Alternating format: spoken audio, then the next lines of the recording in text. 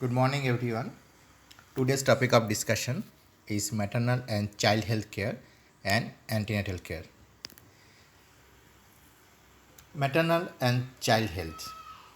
Maternal and child health usually considered as a one unit. Maternal and child health care refers to promotive, preventive, curative, and rehabilitative health care for mother and children. So, the whole maternal and child health is determining the future prospect or health status of a country. So it is the most important point, and always the priority is given in any health structure for any country. Maternal and child health is the always get the priority. So why maternal and child is considered as one unit? During antenatal period, the fetus is part of the mother, and during the antenatal period, fetus is dependent to the mother for their nutrition and also get the oxygen from the blood. Child health is closely related to the maternal health. If maternal health is nutrition is deprived during the antenatal period, the child health will be deprived also. If mother get any infection at the antenatal period, child may be infected. So it is very closely related with the maternal health. After birth, child is dependent upon mother, and first 6 months child gets the only expressed exclusive breastfeeding from mother, and it may be continue up to 2 years. So for the nutrition purpose, child is wholly dependent on mother after the birth. And certain diseases of mother affect the child, just like the torch infection during antenatal period, chicken pox, hepatitis B, HIV, syphilis, so many infection that may affect the outcome of a child, of a baby. So certain drugs intake adversely affect the fetus. All of you know these drugs are called the teratogenic drug. If mother take any medication during their pregnancy, that must be prescribed by a recognized medical practitioner, and the drug effectivity on during the pregnancy, what is the effect of the drug on the fetus, that should be known by the practitioner. So practitioner must be very careful to use the drug during the pregnancy period. And mother is considered as the first teacher of the child. So what are the components of the MCH care? The components are the maternal health itself and child health. These are the big components, and beside that the another components are school health, care of the adolescent, handicapped children, care of the children in special setting, that means the daycare center. So maternal health is the main priority for the maternal and child health, because the child health is dependent on the maternal health. That is the important thing. And child health, specifically the under 5 child health is the most important, but should be paid more attention in the MCH care. So child and for neonatal period, with an infant period, the child, the age between the first 1 month and infants within the 1 year, so many morbidity may cause the child mortality. So this period should be paid the more attention. And school health, because when the age of school going child, uh, the environment of the school determine the health of the child and knowledge of the child and future career also. So school health also important to grow the child mind, to develop the adolescent mind, and that upbring the child as a healthy adult in future.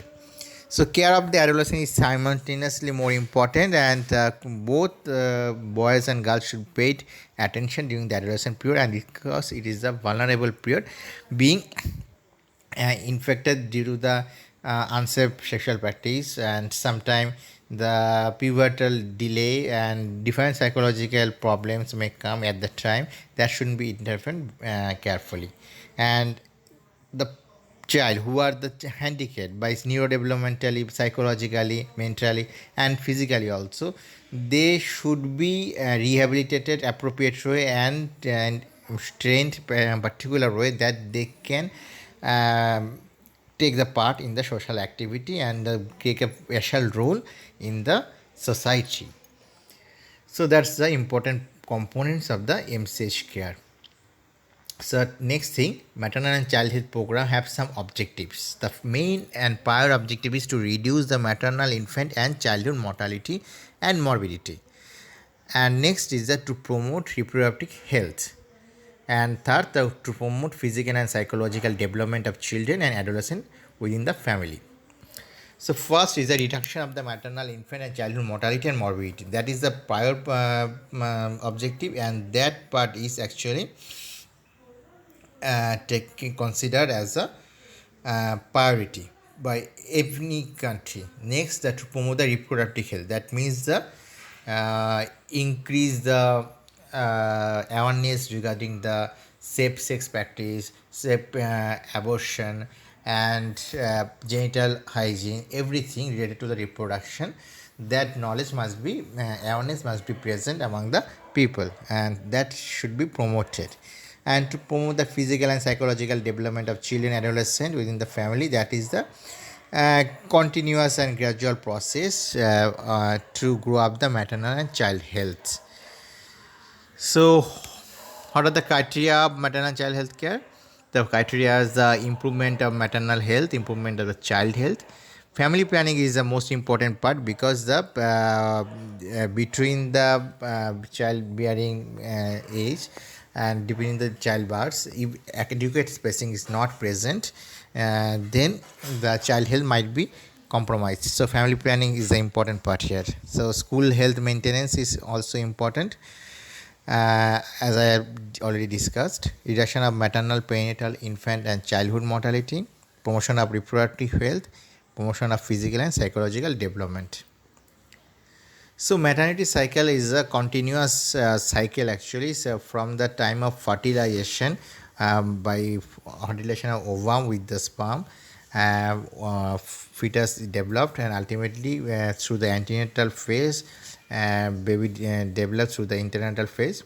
And during the postnatal period is very crucial because if early neonatal care is not appropriate, child mortality rate is increased in that countries or in that situations. Then through the postnatal period, baby grows up gradually from the child age to the adolescent, and ultimately they being able to reproductive ways introduce themselves in the reproductive age, and through the conception, again the cycle is begin.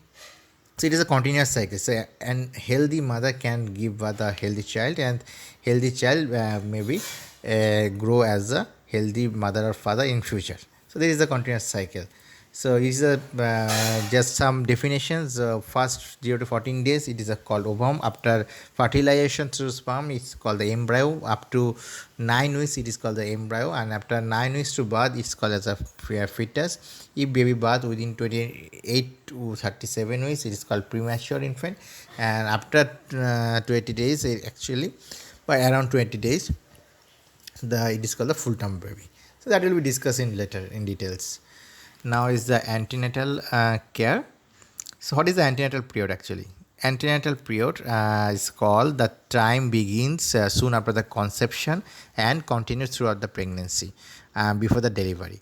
So that is called the antenatal period. The goal of the antenatal care is to achieve the healthy mother and healthy baby at the end of the pregnancy. So both is the more important here, the healthy mother and healthy baby. This is the goal of the antenatal care. And ultimate aim is to reduce the maternal and infant mortality and morbidity. What are the objectives? Objectives is that to promote, protect and maintain health of the mother during pregnancy, to detect high risk cases and given special attention, to foresee complication and prevent them, to provide early diagnosis and treatment of any medical condition and complication of pregnancy, to provide advice on self-care during pregnancy, to educate women on warning signals, child care, family planning, to plan of birth and management of emergency, to prepare them for labor and lactation, to provide care to the accompanied child. So that means the main objectives are mainly to identify the high risk pregnancies and identify them and treat accordingly, educate the mother regarding the future pregnancies and how to child should be cared, and also should be educated her what will be the warning signal, what will be the warning signs of the complications, and when they seek the seek care during pregnancy, and how to prepare themselves as a family as a whole for the current pregnancy or birth, and that is called birth preparedness. And also important things are to provide care to the accompanied child. That means if mother have already a child, the child rearing must be continue appropriately, the child rearing must not be neglected, and that should be continued in the pregnancy period also. So that is the important part. And about the regarding the child nutrition, the mother should be prepared in that time by giving appropriate knowledge, and family planning methods must be thinking and planning must be started from the antenatal period. What are the components actually? Visit to antenatal clinic, antenatal examination, investigation, immunization, supplementation, intervention as required, and counseling. These are the component of antenatal care. So now I am going to the first. What are the 3E in antenatal care? First, essential antenatal care for all, early recognition of complication, emergency care for those who need it. So most is the essential antenatal care for all, then early recognition of complication, then is the emergency care. So that should be priority of antenatal cares. So how many antenatal care visits must be paid during the antenatal period?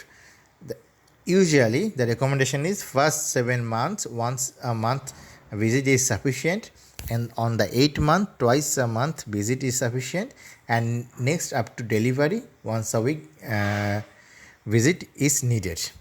But WHO recommendation, or in our country the recommendation is like at least 4 visits must be paid, because our health facilities or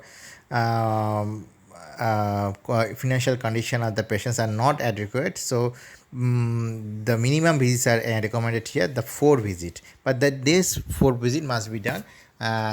First visit must be within the 12 weeks as soon as possible, and at that time early registration must be completed. The second visit should be paid in the second trimester within 14 to 26 weeks, third visit at 28 to 34 weeks, and fourth visit within 36 weeks to near term. So this visit must be paid during the pregnancy. So how the early registration should be done? In the village level, the healthcare delivery structure is like that. So usually the healthcare worker, grassroots level worker, Anganwadi worker or ASHA worker, and auxiliary nurse midwife, they are the grassroots level worker. So they conducted village health nutrition day once in a month or twice in a month. Is a outreach camp. So during the outreach camp, the pregnant mother comes, and if they are diagnosed by through the pregnancy kit, the urine is beta HCG level in the urine is tested through the pregnancy kit. If it shows the positive, that means the patient is the pregnant, and at that time the patient must be registered, and their regular follow-up must be continued in the subcenter level. And if they think that the pregnancy might be complicated or their obstetrics is not good, then they refer the follow-up to the medical officer who serving at the PSC level. That is the actual health structure, how the early registration is done in the village level. So why early pregnancy detection is important? Actually, it facilitates proper planning and adequate care during pregnancy, and also recorded the last menstrual period and expected date of delivery, and collect baseline health information, blood pressure, weight, height, and hemoglobin that must be compared in later visits. Timely detection of prediction of present or foresee complication and appropriate referral. If pregnancy can be detected earlier, then unwanted child can be aborted by safe aborted services following the MTB rule, and good interpersonal relationship between caregiver and the pregnant woman must be made in during that time. So what is the most important thing for the early registration? So you can calculate the expected date of delivery, the timing. So according to the timing, you can prepare the mother, and you can compare the baseline values of the blood pressure, weight, and height, because the weight gaining according to the month is very much important to compare, and blood pressure is raising or not, that should be also compared. Actually, at the during pregnancy, the physiological status is changed totally in case of mother. So if you don't know the her normal values, or at the earlier stage values, you can't compare it during the next visit. So as early it will be diagnosed, you can follow up as the with the baseline values. So for the high risk pregnancy needs the appropriate care. So foresee complication, and it should be identified as early as possible. So early registration is more important. So now I'm going to the antenatal checkup. The minimum logistic which are required for the antenatal checkup is as follows. During the outreach camp or mobile camp, when antenatal checkup is done by ANF, these minimum things must be carried by her.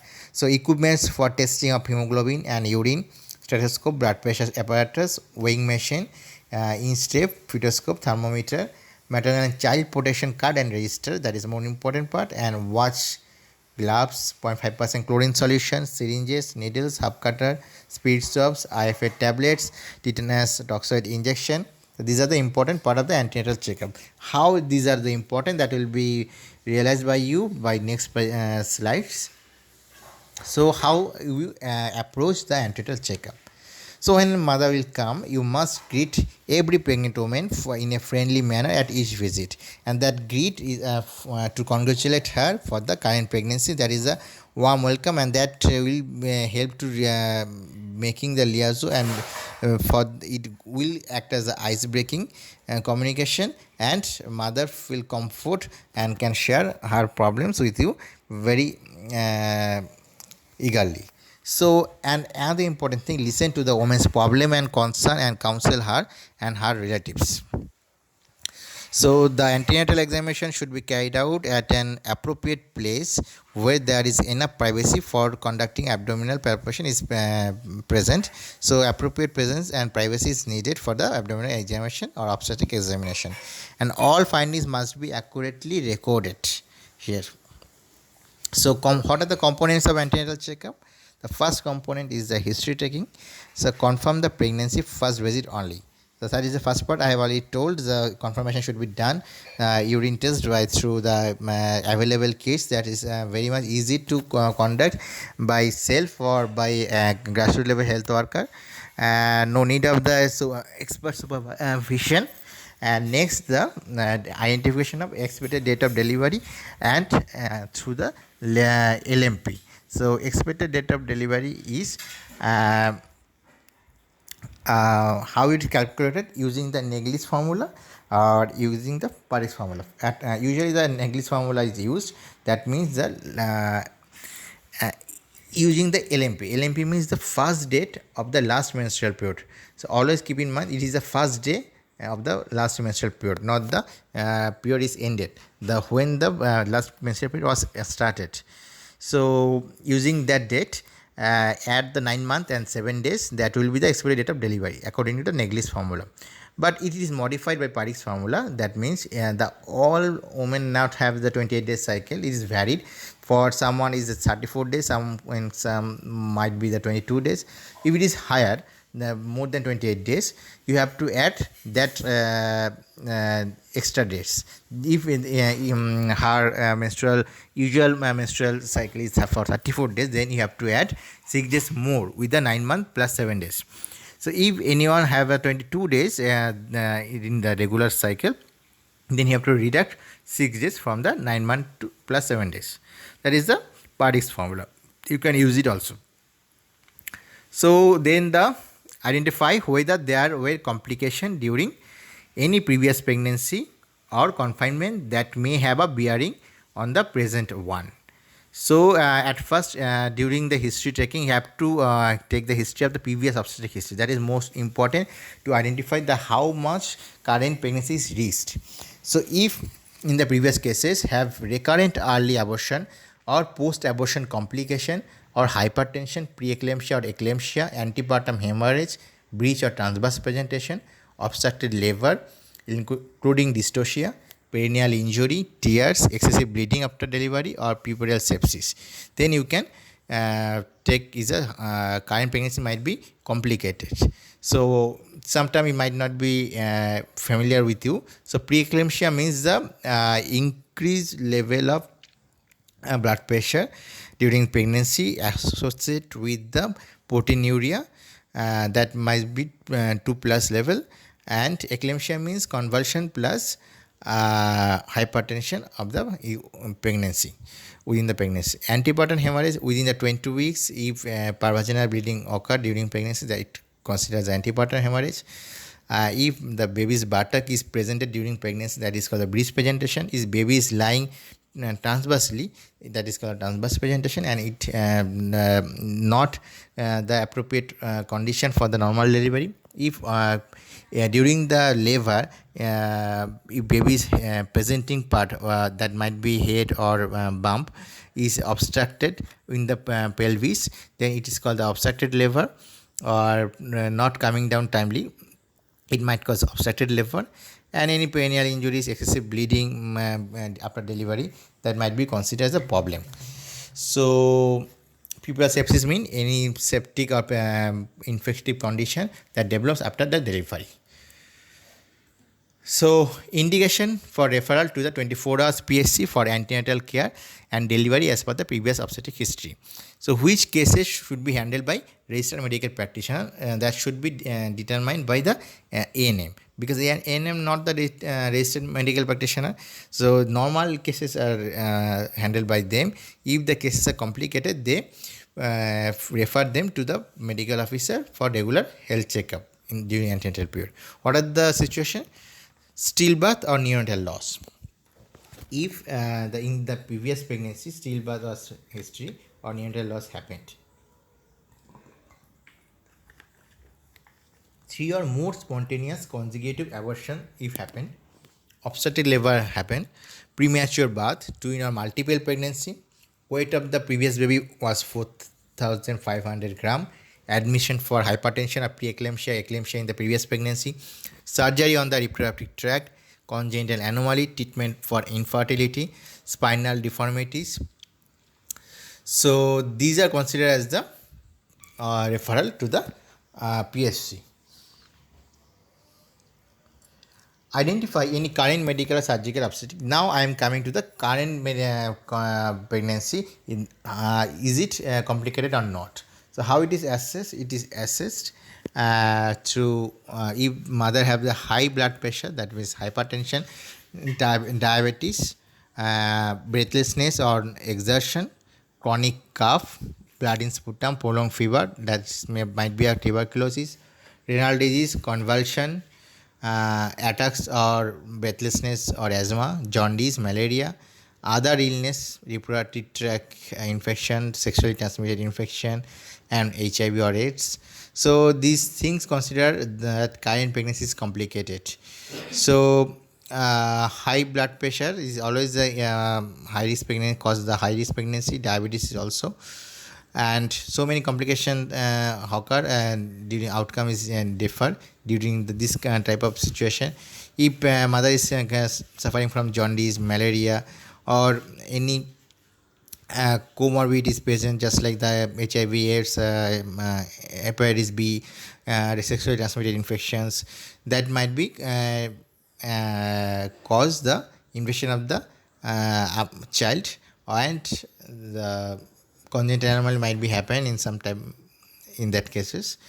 So this situation considered as a complicated pregnancy. Now I am coming to the physical examination. First, general examination, that is a pallor, where the pallor should be noticed. The woman's conjunctiva, nails, tongue, oral mucosa and palms are checked for the diagnosis of pallor. Increasing pallor should be correlated with the hemoglobin estimation and would require investigation or referral to the medical officer.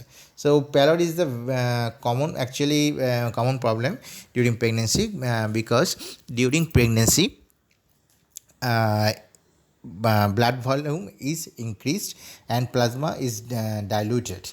So during the increase of the plasma volume, the hemoglobin concentration reduced uh, uh, automatically. So anemia is common during the pregnancy. So you have to identify that is it more than expectation or not.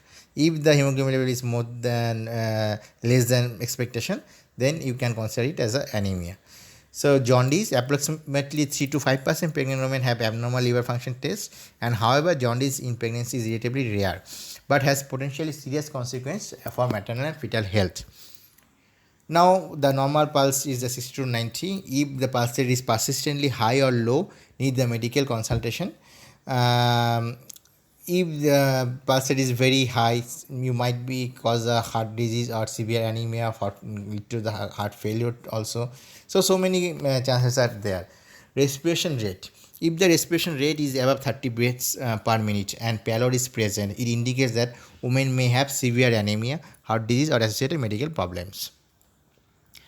Edema. So edema is also common, and in the late pregnancy, this is common in the bilateral pedal edema due to the growing womb is presses the inferior vena cava and decrease the vena cita, that might cause the pedal edema. But when it is considered the abnormal, when the face, hand, abdominal wall and vulva is abnormally edematous, that is considered as a abnormal edema. So edema can be suspected if a woman complain abnormal tightening of any rings of the her finger.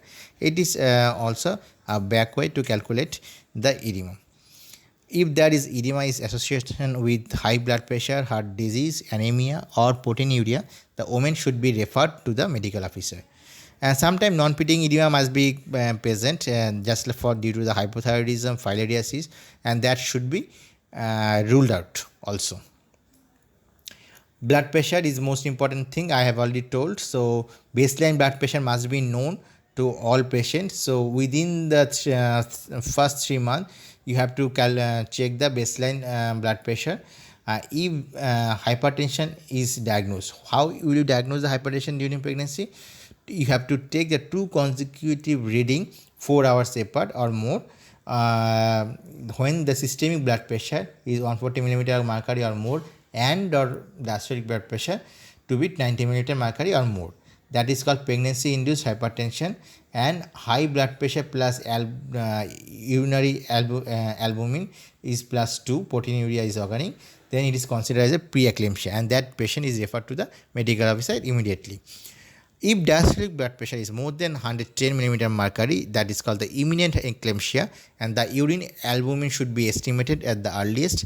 If it is strongly positive, the woman should be referred to the FRU immediately, because the patient might develop the eclampsia in future. They might be complicated with the convulsion also. So women with pregnancy induced hypertension, preeclampsia or imminent eclampsia requires hospitalization and supervised treatment at a 24-hour PSC or FRU. So always keep in mind any pregnancy induced hypertension cases, there might be preeclampsia, might be imminent eclampsia, that should be hospitalized and supervised treatment must be given. So weight is the most important part, and according to the baseline weight, you have to check how much weight is gained by the pregnant lady. Usually it is 90-11 kg is expected in the after the first trimester. Every month 2 kg weight gain is occurred. So if the woman gains less than 2 kg per month, she needs to be put on food supplementation, otherwise it may lead to low birth weight or IUGA. Excessive weight gain, that is the more than 3 kg per month, should raise the suspicion of preeclampsia, twins or multiple pregnancy or diabetes. So in our country, sometimes the baby mothers might not achieve this type of weight. Sometimes it is limited to up to 6 to 8 kg in most of the cases, but in the well affluent family, the mothers sometimes gain 9 to 11 kgs normally. The next important part is the breast examination is the important part because the mother will breastfeed up to 6 months. So they are usually due to the hormonal changes, where the size shape of the breast will be increased and nipples also increase. The presence of the inverted or flat nipples, it will be difficult for mother to breastfeeding. So it should be care of from the antenatal period, and looks for crusting or soreness of nipple. The common problem during pregnancy, the breast abscess may happen, so you have to treat it accordingly if just like complication is developed. There may be any lump or tenderness in the breast that should be also excluded. Next part is the abdominal examination, and within the abdominal examination you have to check the measurement of fundal height, determination of fetal lie and presentation by fundal palpation, lateral palpation and pelvis grip, auscultation of the fetal heart sound, inspection of scars and other relevant abdominal finding. So first, how you will approach, ask the woman to empty her bladder. That always keep in mind, for the abdominal examination you have to told the mother to empty her bladder before the abdominal examination, otherwise the fall palpation is found. Ask the woman to lie on her back with the upper part of the body supported by cushion, and ask her to partially flex her hips and knees. Never make a pregnant woman lie flat on her back. So stand on the woman's right side to examine her. You may divert the woman's attention with conversation. Your hand must be warm and should be placed on the abdominal wall till the uterus is relaxed before you begin palpation. Poking the abdomen with the fingertips should be avoided at all costs, and maintain privacy throughout the examination. So always keep in mind, you have to stand in the right side of the bed, and mothers should lie back with flexing, slight flexing of the hip and knee, and you have to place the your hand over the abdominal wall when uterus is in relaxed stage. So by touching the initially, you can feel that it is tensed or relaxed. When it is relaxed, then you should start the palpation process. And how will you palpate it? Use the whole palm. Always keep in mind, use the whole palm, not the only fingertips. If you are using the fingertips, it look like a poking, and it is discomfortable for the patient too. So if you are using the whole palm and touch with confidently, that make safe to the patient too. So that should be done very gently. Is the fundal height, and you have to collaborate with the LMP. In maximum cases, the patient cannot say the last menstrual period date appropriately. So time maximally we have falsely calculated the EDD. So you have to correlate that mother is saying correctly or not. So that should be checked by checking the fundal height also. And another thing, if the baby's growth is not up to the mark, that will be reflected in the fundal height.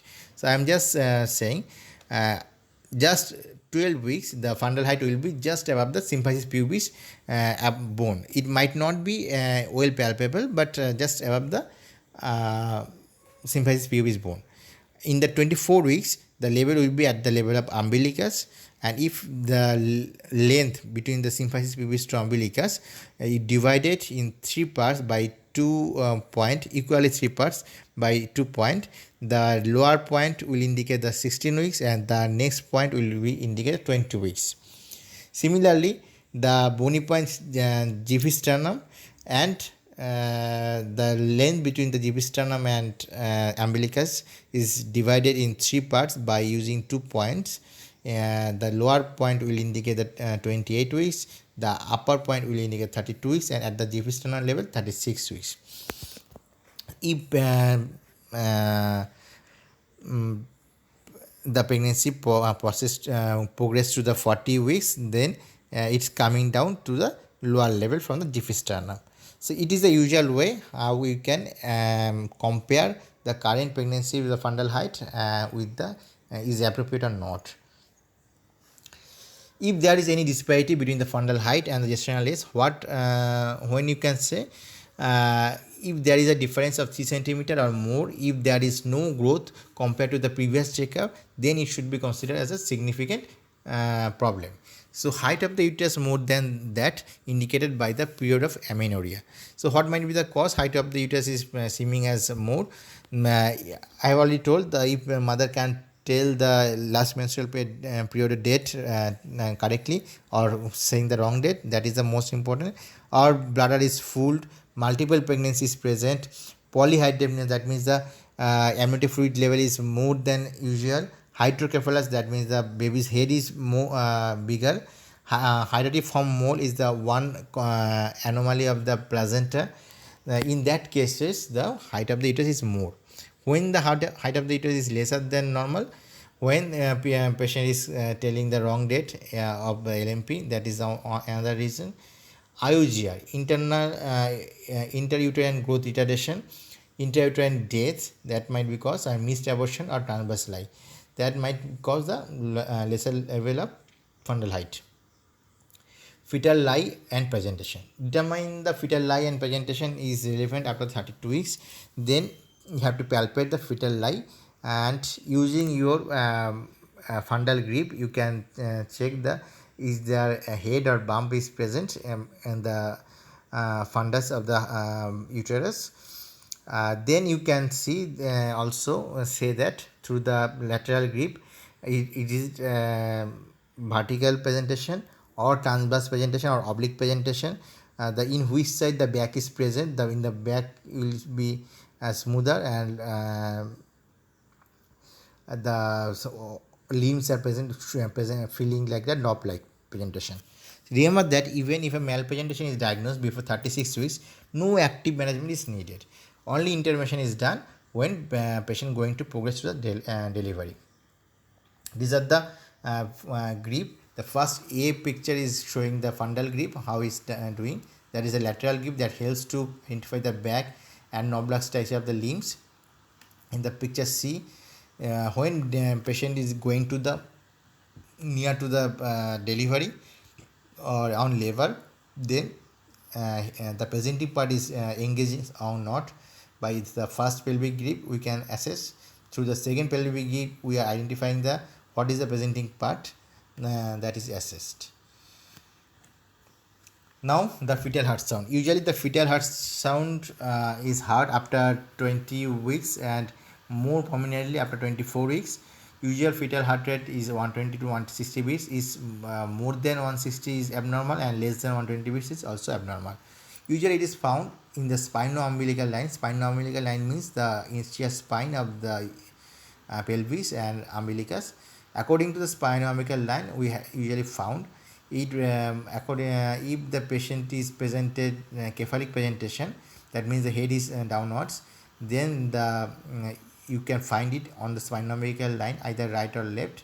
Or if the patient's bump is presenting or buttock is presenting part, then or breech presentation, then along the spino-umbilical line crossing the umbilicus you may found the fetal heart sound. That is the rule to searching the fetal heart sound in the abdomen.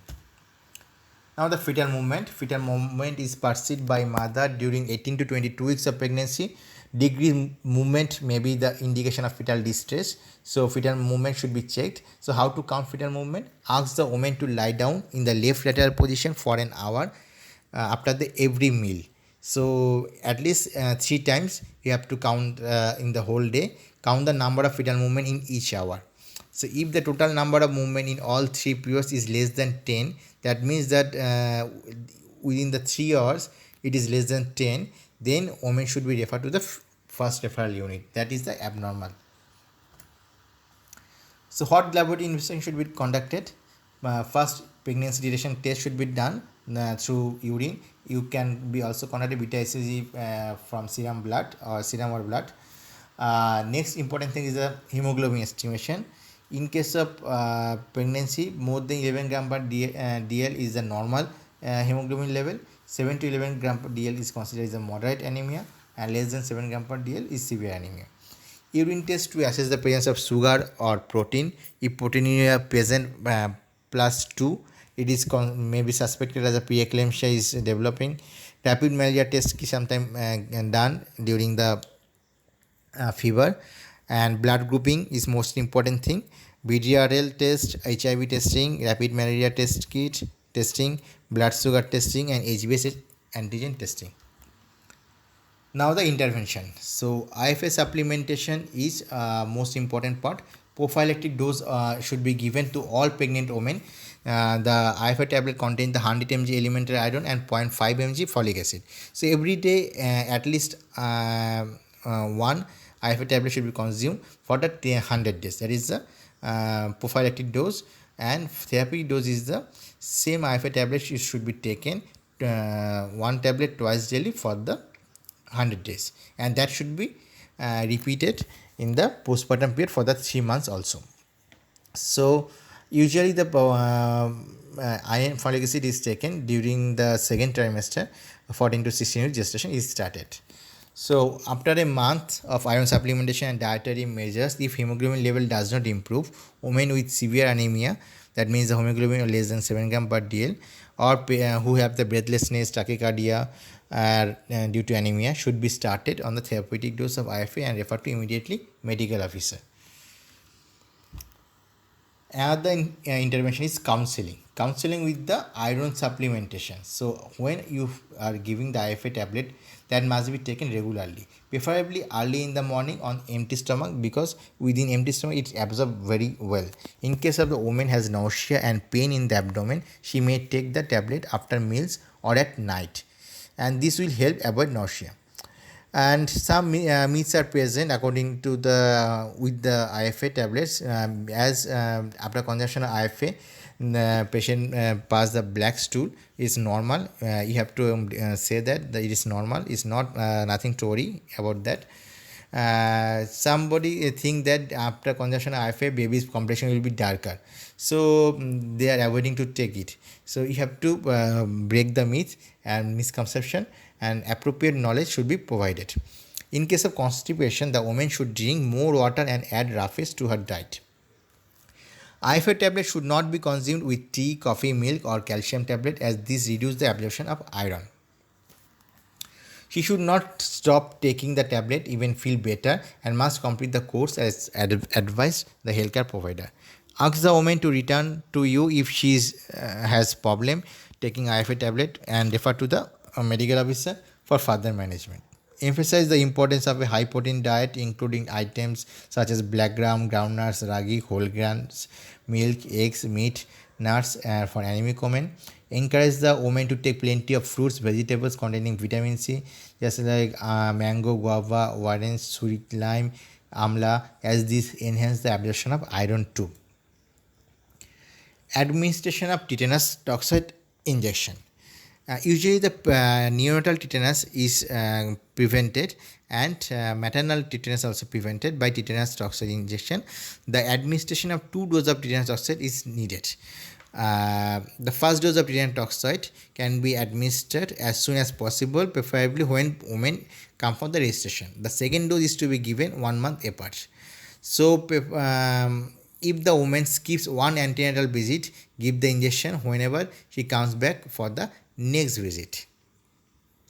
If the woman received the first dose after 38 weeks of pregnancy, then the second dose must be given in the postnatal period after a gap of 4 weeks.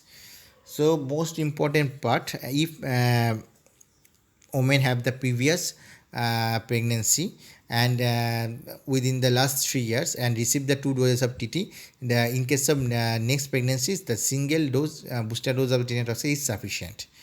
So always keep in mind that both the 2 doses of tetanus toxoid must be given at least 1 month before the expected date of delivery or delivery. So it is better, it should be given within the second trimester, first or second trimester. So dose of the tetanus toxoid should be given the 0.5 ml in IM route, intramuscular route. It should be given in the upper arm, not in the buttock, because it might be cause of sciatic nerve injury. Next counseling part is the planning and preparing for birth, and that is called the birth preparedness. What is the include that? Birth preparedness include registration of the pregnant woman, maternal and child protection card and antenatal register, identification of a skilled provider for birth, recognizing the signs of labor, identify and arrange for referral transport, locate the nearest PSC or FRU, identify the support people and finances. That means during the preparation of the birth for birth preparedness, you have to identify the institution where the delivery should be conducted and who will conduct the delivery and how you transport the baby when the labor pain will develop, and you have to know the signs of the labor when the labor patient is going to the labor, and then you have to move the mother immediately. And also the financially they have to collect they have to arrange money for the period. Institutional delivery is must in following cases: where the patient is less than 16 years, primary or more than 5 childbirths, and preeclampsia cases, antepartum hemorrhage cases, where the patient is in severe anemia, where multiple pregnancy is present, transverse life present, previous history of assisted delivery or cesarean section, history of postpartum hemorrhage in the previous pregnancy, premature rupture of membrane in current pregnancy, associated medical complication. So all the cases should be delivered in the institution. Complication readiness is the complication if developed during the current pregnancy. They have to identify through the recognizing danger signs, and patient should be referred at that moment. So patient must be aware of the danger signs. What might be the common danger signs? That might be fever, persistent vomiting, abnormal vaginal discharge or itching, palpitation, easy fatigability, breathlessness at rest, on mild exertion, generalized swelling of the body, puffiness of the face, severe headache and blurring of vision, passing smaller amount of urine and burning sensation during menstruation, vaginal bleeding, decreased or absent fetal movement, leaking watery fluid per vagina. These are the situation where which is considered as a complicated pregnancy. So what counseling should be done regarding the diet and rest? Usually 300 kilocalorie extra kilocalorie should be consumed by the mother per day over and above her usual diet. The woman's food intake should be especially rich in protein, iron, vitamin C, calcium and other essential micronutrients. Dietary advice should be as per her socioeconomic status. Women needs enough and avoid hard physical work. The woman should avoid taking tea, coffee, milk within an hour after a meal. The diet should be rich in fiber to avoid constipation. If there are taboos related to nutritionally important foods, the woman should be advised against these taboos. If a woman has pregnancy-induced hypertension, she should be encouraged to take a normal diet with no restriction of fluid, calorie and salt intake too. The woman should be advised to sleep for 8 hours at night and rest for another 2 hours during the day. She should be told to refrain from doing heavy work, especially lifting heavy weights, as can adversely affect the birth weight of the baby. Advised to refrain from taking alcohol, tobacco, in any form of addictive drugs such as opium. All pregnant women should be told to lie on their left side while resting and avoid the supine position, especially in late pregnancy. I have already told, if patient lying back or on the right side, it compresses the inferior vena cava and may hamper the fetal circulation. Now the mother should be educated regarding the breastfeeding. So how to breastfeed, the positioning of the breastfeeding, attachment of the breastfeeding, and breastfeeding should be continued up to 6 months exclusively, and it might be continued up to 2 years along the other complementary feedings, and colostrum feeding must be done. Do not give the prelectal feeding, and follow the practice of rooming in. So all the advice should be given during the pregnancy period too. So what is the colostrum feeding, what is the positioning attachment, that will be discussed in later in the future classes. Sex during pregnancy, that is the important part, but it's not discussed always, but it should be discussed. It is safe to have sex throughout pregnancy as long as the pregnancy is uncomplicated, but it is better to avoid coitus at first pregnancy. That is always you have to say the couple, you better to avoid the sexual activity at first trimester during missed period and last 6 weeks of pregnancy.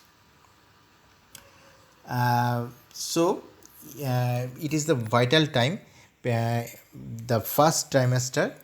If anybody do the sexual activity in the first trimester and last 6 weeks of the pregnancy, it might cause the early birth or abortion of the child. So sex should be avoided during pregnancy if there is a risk of abortion. In the high risk cases, you have to always avoid the sexual activity. Some women experience a decreased desire of sex during pregnancy. The husband should be informed that that is normal and the woman's consent should be sought before engaging in sex. Advise couples to have safe sex and use condoms, especially if the woman has discharge or itching or vaginal area, or the husband has urethral discharge or experiencing burning while urinating. The couple should be advised to abstain from having sex during the first 6 weeks postpartum or longer if the perineal wounds have not healed by then. Domestic violence. Domestic violence is a common hidden part of our society that also present in the lower socioeconomic status family and affluent society also.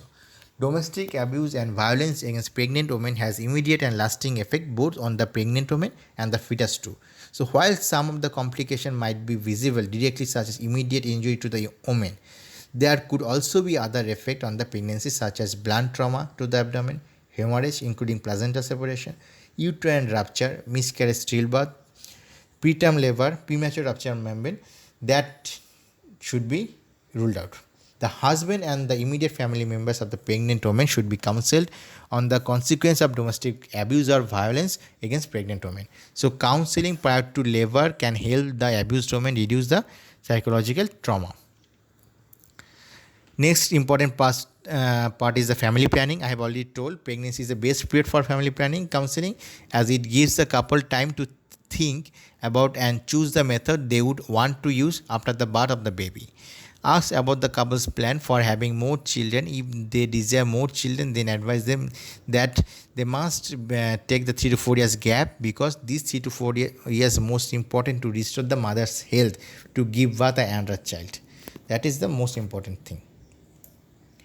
How the pregnancy tracking is done in rural India from the private practitioners, private sectors, and from the sub-center from village health nutrition day conducted by the ANM or ASHA worker in the PSC level. Early registration is done. So all the registration are compiled and information are collected by ANM and maintained an antenatal register, and that is rechecked and timely by the community leaders and key people. If the number of women registered less than expected pregnancy per year, then they can inquire the registration is going on appropriately or not.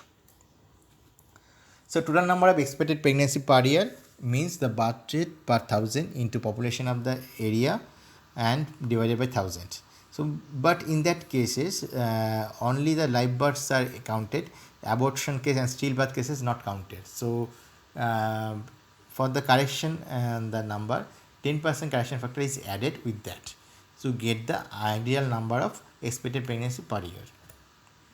This is the picture of the mother and child protection card. It is actually bigger card. Is some part is showing here. During the family visit, you can see the card visually. So what are the key messages from the today's class? Register every pregnancy within 12 weeks must be done. That means the early registration is needed as early as possible. Track every pregnancy by name for provision of quality antenatal care. Skilled birth attendance should be fixed and postnatal service should be provided appropriately. Ensure 4 antenatal visits should be done during the antenatal period and monitoring should be done meticulously. These include the registration and first antenatal checkup within the first trimester. Give every pregnant woman tetanus toxoid injection and iron folic acid supplementation. Test the blood for hemoglobin, urine for sugar, protein at every visit. Check the blood pressure and weight in every visit. Advise and encourage women to opt for institutional delivery. Maintain proper record and better case management and follow-up. Do not give a pregnant woman any medication during the first trimester unless advised by a physician. and also prepare the family and mother for the current pregnancy, birth, and complication readiness. So birth preparedness and complication readiness is important component of the antenatal care. And also important thing is the nutritional part of the mother that should be keep paid attention. So that's all about the antenatal care, but so many things is not included within the presentation that will be discussed in details during your obstetric classes, in the gynae and obstetric classes. And just like the fetal anomaly scan is done in the 18 weeks, fetoplacental profile should be checked in the 32 weeks and 36 weeks, and that will so many complication may develop during the processing of labor or antenatal period, how you have to entertain. So these things are will be discussed in detail in your future classes. So what is the important thing? Important thing is you have to keep in mind the basic normal antenatal care should be paid to every mother, and that is a right of every mother to get the all the antenatal checkup, antenatal care during the period. So thank you all, and that's all.